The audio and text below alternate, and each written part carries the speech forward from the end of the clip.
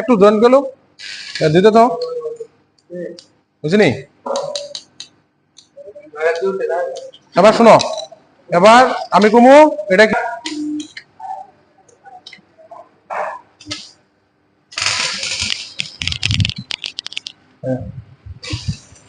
দিতে তো একটু কার্ভ করে দিও। হ্যাঁ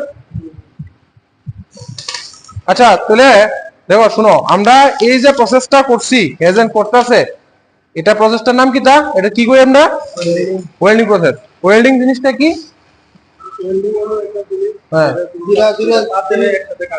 আচ্ছা, মানে পার্মানেন্টলি কানেক্ট করে দুইটা মেটাল জয়েন্টে না। Very good.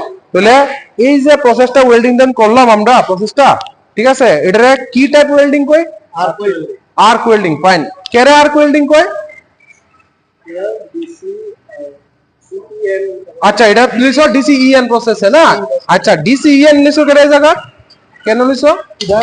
থিকনেস বেশি। কোনটা থিকনেস বেশি? এই মেটালটি থিকনেস বেশি না।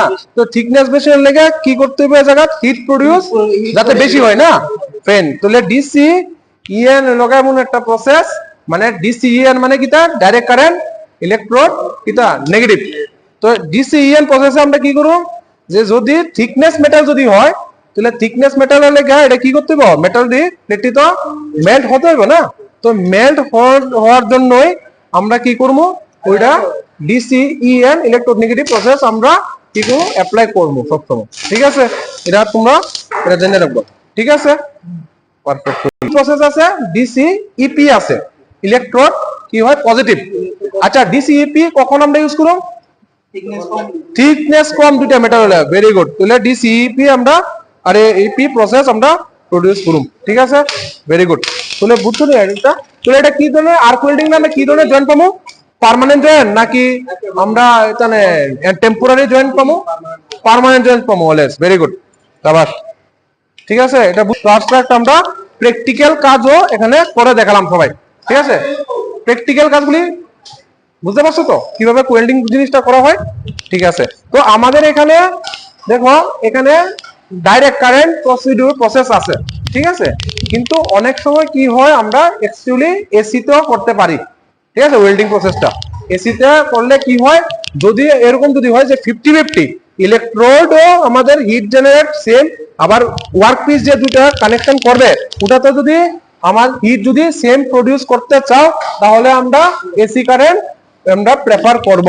কিন্তু এমনিতে আমরা ডিসি সবচেয়ে সুবিধামূলক, কারণ ডিসি কারেন্ট দিয়ে আমাদের ন্যায্য অনুযায়ী যে কতটুকু হিট কোনটাতে বেশি করতে হবে, কোনটাতে ওয়ার্ক পিসে বেশি করতে হবে নাকি ইলেকট্রোডে হিট জেনারেট বেশি করতে হবে। ঠিক আছে, তো এগুলির জন্য আমরা ডাইরেক্ট কারেন্ট প্রসেসটা আমরা সবসময় অ্যাপ্লাই করব। বুঝতে পারছো? ঠিক আছে, শিওর। যেমন মোটা থিকনেসের জন্য আমরা কি করবো? সবসময় ইলেকট্রোডের নেগেটিভ। ঠিক না, যেটা তোমরা এখন বললে ডিসিইএন।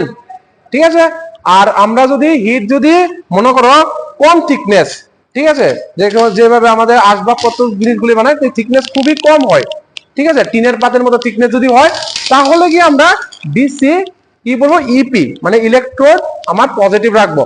ঠিক আছে, কারণ তখন ওয়ার্ক পিসে কি হবে? হিট জেনারেট কম হবে, তাহলে ওই মেটালটা কি মেল্ট কম হবে। ঠিক আছে না, যদি মেটাল বেশি গলে যায়, মেল্ট হয়ে যায়, তাহলে ওটা ডাইমেনশন কি হয়ে যাবে? চেঞ্জ হয়ে যাবে। বুঝতে পারছো? তার জন্য আর এই জায়গা দেখো মেটাল পিস গুলি একটু থিকনেস একটু মোটামুটি তুলনামূলক একটু বেশি। ঠিক আছে, বুঝতে পারছো না? কোনো প্রবলেম? ঠিক আছে, ফাইন।